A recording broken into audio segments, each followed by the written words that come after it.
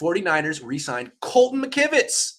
This guy started at left tackle for them in their regular season finale, but they didn't trust him to start there in the NFC Championship game, and they made Trent Williams wrap up and throw a little dirt on a high ankle sprain and play really, really compromised, which I thought was unfair to him.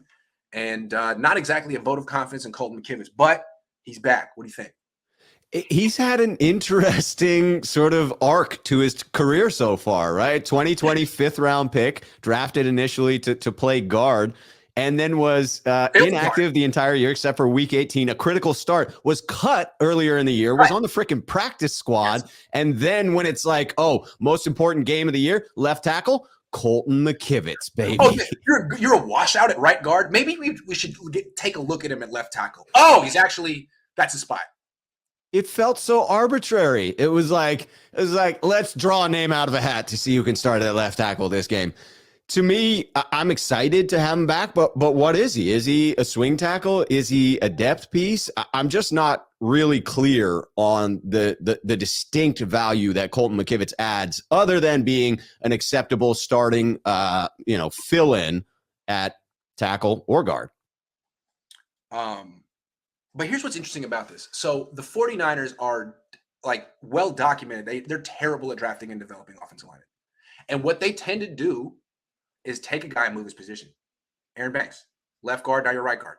McKivitz, what was he in college? Do you remember? I think he was a tackle. He was a left tackle. And they're like, you're a right guard. And he's like, no, I'm not. No, I'm not. They're like, this is way easier. Like, no, it's not. And I can't play this position. And I'm a backup left tackle. I'm not a starting right guard.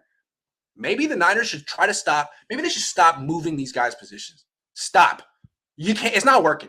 Didn't work for Aaron Banks. Didn't work for Colton McKivitz. Maybe Aaron Banks actually will look good next year if they play him at left guard.